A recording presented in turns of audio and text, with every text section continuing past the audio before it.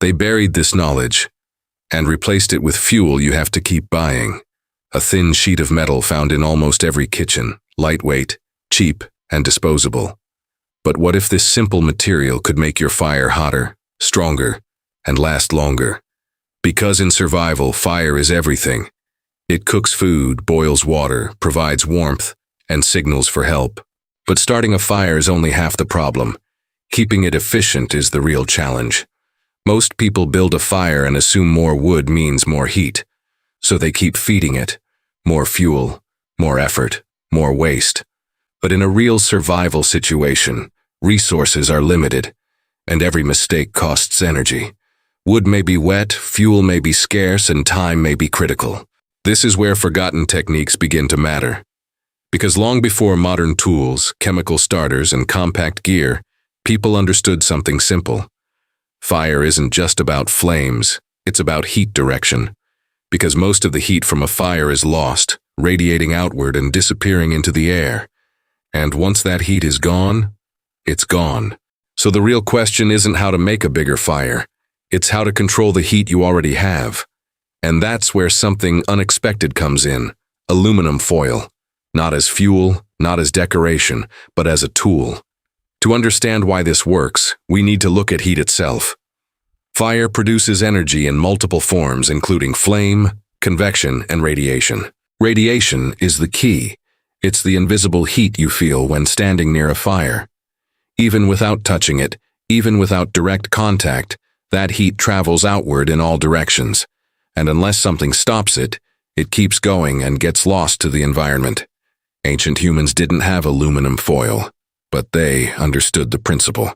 They used rocks, cave walls, and earth barriers to reflect or trap heat. Fire pits were often built near stone surfaces not by accident, but by design. Those surfaces reflected heat back toward the fire and the people using it, making the fire feel stronger without adding more fuel. Over time, these techniques became less common as modern camping replaced them with convenience. Portable stoves, gas burners, and pre-built gear took over. And slowly, the deeper understanding of fire began to fade. But the principle never changed. Heat can be controlled, directed, and reflected. And that's exactly what aluminum foil does. Because unlike most materials, foil reflects heat extremely well. Not by absorbing it, but by bouncing it back. Which means instead of losing heat, you keep it, focus it, and reuse it. So why isn't this widely taught in survival guides? Why do most people never think of using foil this way? The answer isn't that it doesn't work, because it does. The real reason lies in how people learn and what they overlook. That missing piece is understanding how to use it correctly. Because aluminum foil doesn't create heat, it controls it. And that changes how a fire behaves. When placed behind or around a fire, foil acts like a reflector. Instead of heat escaping into the open air, it bounces back toward the source, toward your pot, toward your shelter, and toward your body. This creates a concentrated heat zone where energy is no longer wasted. And the difference can be dramatic in real conditions. Water boils faster, food cooks more evenly, and less fuel is needed. But the real advantage appears in difficult environments like wind, cold air, and wet conditions. These are situations where fire struggles the most, and heat gets pulled away quickly. Flames weaken and fuel burns inefficiently under these conditions. But when foil is introduced, it creates a barrier that reduces heat loss. It reflects energy back into the fire, helping it stabilize and grow stronger. Even a simple setup can make a noticeable difference.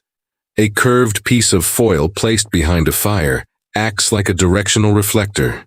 It pushes heat forward instead of letting it scatter in all directions. If shaped properly, it can guide heat upward toward a cooking surface. This improves efficiency without requiring more fuel. This is why reflective surfaces have been used in survival for centuries. Aluminum foil is simply a modern version of that same principle. It is lightweight, portable, and easy to shape in any environment. But like any tool, it has limits that must be understood. Foil is thin, it can tear easily, and can melt if placed too close to flame. Position matters, distance matters, and angle matters for effectiveness. Too far, and the effect becomes weak. Too close, and the material degrades. The goal is balance between safety and efficiency. Enough distance to avoid damage, but close enough to reflect heat properly. When used correctly, the results are immediate and noticeable. You don't need complex systems or expensive gear to make this work. Just awareness, correct placement, and basic understanding. So why is this rarely taught or discussed? Why do most survival guides skip something so simple? Part of the answer is perception. Foil is seen as a kitchen item, disposable and insignificant, not something people associate with survival. And that's exactly why it's overlooked, because it doesn't look powerful or feel essential. But there is another reason behind it. Modern survival education focuses heavily on tools you buy. Gear, equipment, and specialized products dominate the space. Foil doesn't fit into that category or system. It isn't marketed as survival gear and doesn't require replacement. So it gets ignored despite being effective, even though it can improve efficiency in real survival conditions. And in survival, efficiency is everything, because every resource matters, including wood, time, and energy. Wasted heat is wasted survival potential, and controlling that heat can completely change outcomes. Which brings us back to the beginning. A $2 item that is thin, light, and extremely common. Something you already have but probably never thought to use this way. Because sometimes the most powerful survival tools aren't designed for survival. They are the ones hiding in plain sight, waiting to be understood.